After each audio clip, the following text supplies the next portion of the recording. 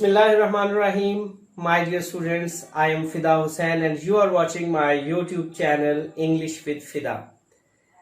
This introductory video will be dedicated to the students of Mdcat 2020. Today in this video, I'll be explaining the contents of the syllabus. Well, my dear students, first of all of you will have to keep in mind that most important challenge in English for the Mdcatians is not understanding the syllabus contents. Most of the students don't know what to do and what not to do. And one thing more, the skills which are required to get through this examination with flying colors, Mdcat students suffer from two different sort of challenges regarding the preparation of English. First challenge is they don't know what is the actual syllabus. They keep in mind that they are supposed to learn all grammar. This is not possible in the shortest span of time. And the second difficulty, what are the contents of the syllabus?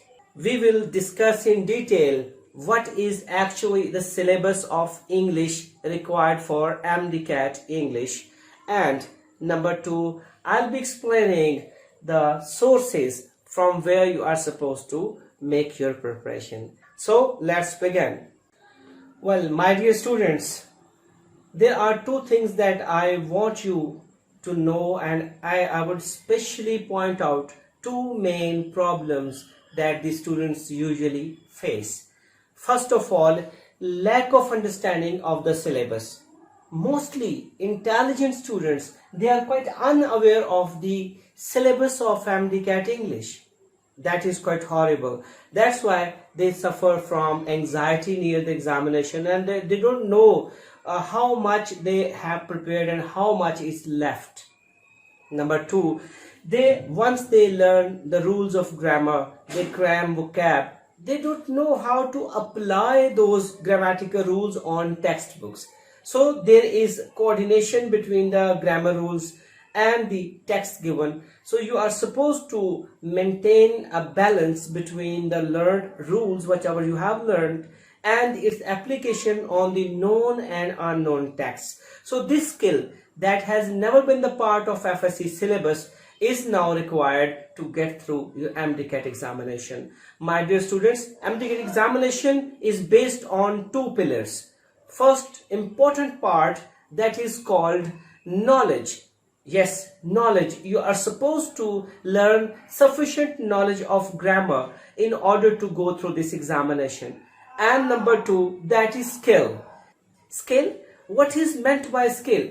Yes, skill is to understand the sentence structure and to find out which rules have been violated while constructing that particular sentence. If a student is able to apply the rules of grammar on the given sentence, keeping in mind sentence structure as well as the context, then he can get through.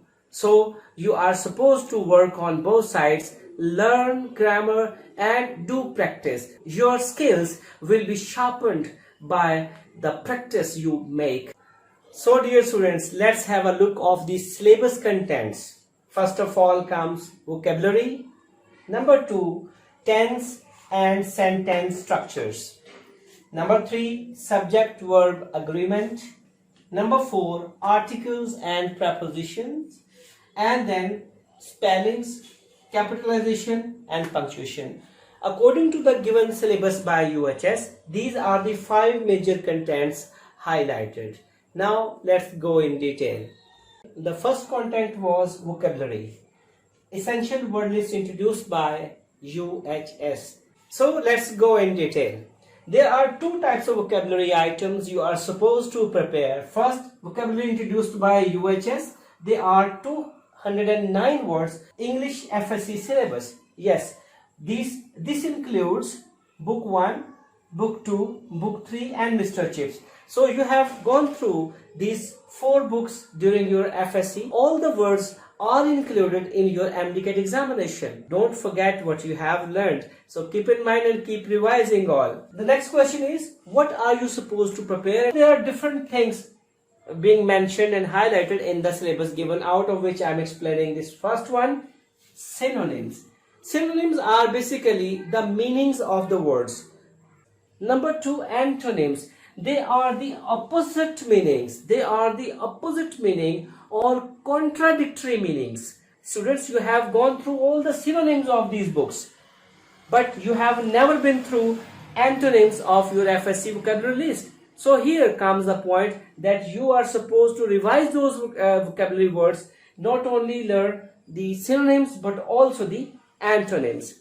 Next one, homophones. All those words which are having same sound but different meanings and different spellings. So this is the introduction of the vocabulary syllabus. Now next question comes, how this vocabulary will be asked in the paper. Dear students, vocabulary has been asked in different entrance examinations in two different ways. Number 1, isolated words. One word will be given and you are supposed to given 4 options, option A, B, C and D, and you are supposed to pick up one as the meaning or the antonym of the given word. This is one of the formats. Number 2, a sentence is given in which you are supposed to understand the sentence, keep in mind the context of the sentence, and then guess what the word could be. So here antonyms and synonyms can also be asked. Vocabulary can be asked by the examiner in two different ways. The first one is word meaning. It's synonym. Boon, the word taken from UHS essential word or the FSC syllabus, will be given as a question in capital, and 4 different options with 4 different words will be given. So you will be given instruction or the question instruction that find the synonym or find the antonym or find the meanings or find the opposite meaning. So here, as you can see, there is no such instructions I have pointed out. So whatever the instruction is given at the top of this word, like find the synonym of the word or find the antonym of this word. So prepare your mind, you have to act accordingly. Another type of vocabulary question in the examination is sentence completion. Let's have another example. Sentence completion can be one of the formats to ask questions on vocab. So you are supposed to have sufficient practice and drill in the class and in isolation wherever you are. So the more you practice, the better you are and the more confidence you gain. Students, the second major topic in your syllabus is tenses and sentence structure. Past and future. And their use in the sentences. When you are introducing more than one clauses, which will be the order of tenses? So here you are supposed to learn it in detail. Now, sentence structures.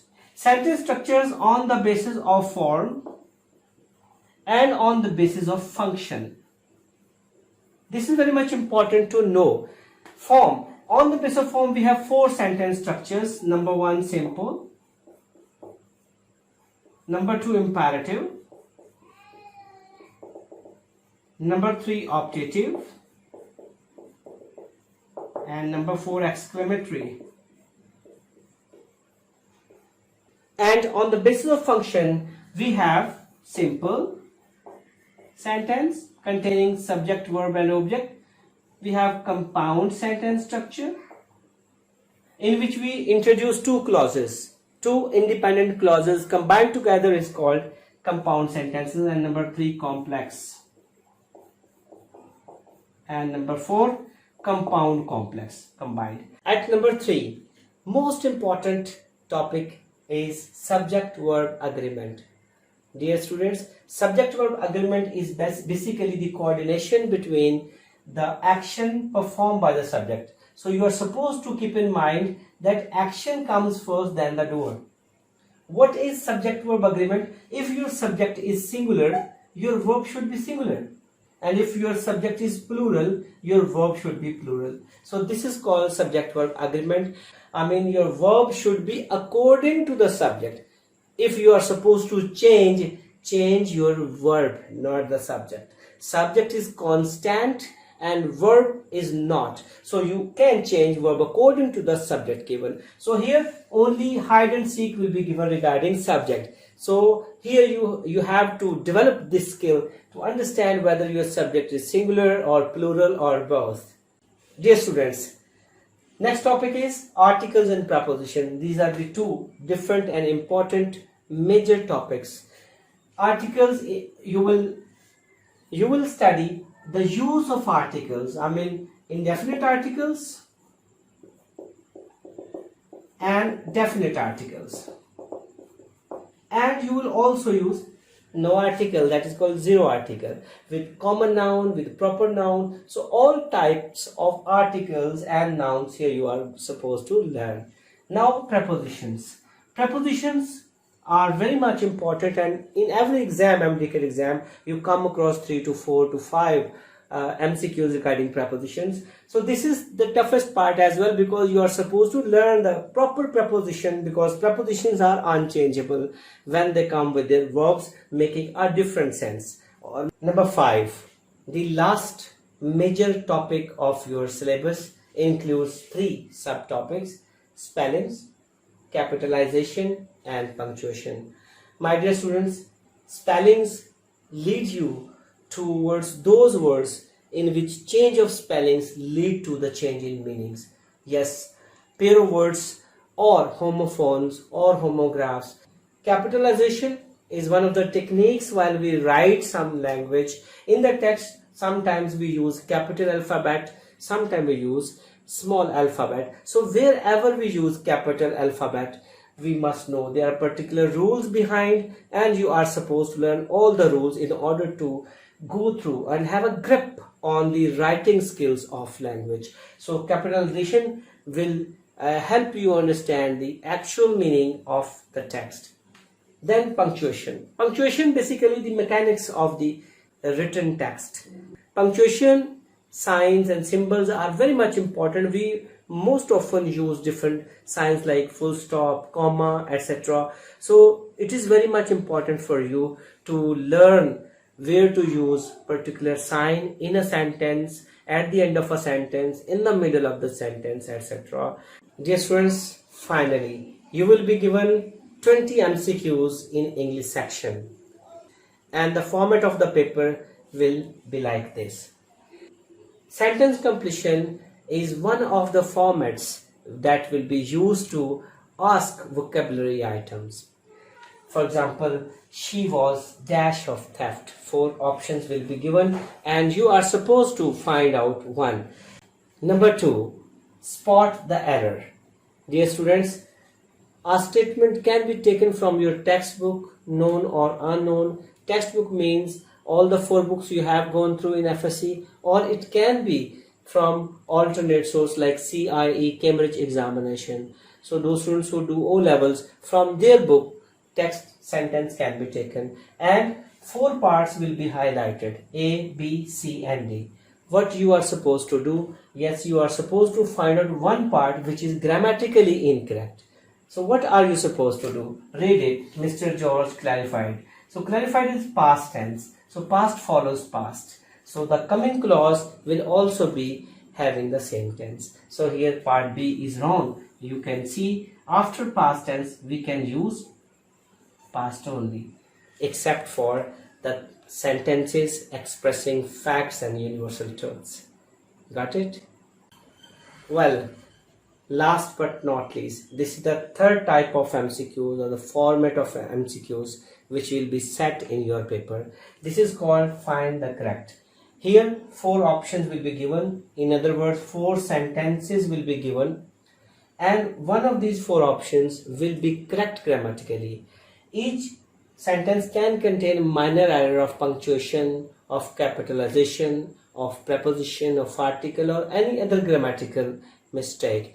But one of these 4 will be 100% correct sentence. Here, let me tell you one thing. All the sentences sometimes may be grammatically correct, but there could be the error of wordiness, there could be error of redundancy, there could be error of parallel structures. So grammar and style should go side by side.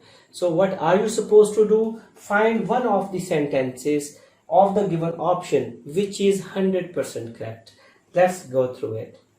Mr. Hubert went to the mayor office. Here we need apostrophe, but there is no apostrophe, it's wrong. Mr. Hubert went to the mayor's office. So this is correct, as names are capital. Here Mr. dot, usually we use when we use short form, dot is missing. So this is incorrect. Hubert went in mayor's office. Apostrophe is used, but if we use S without apostrophe, we make it plural, since proper nouns cannot be made plural. So this is wrong. Mr. Hubert, names, human names are proper nouns. All proper nouns should be capitalized. So this is a mistake. Went to the mayor office. Again, we need some capitalization over here, which is missing. That's why we won't go for this option. So which is the correct one? Option B.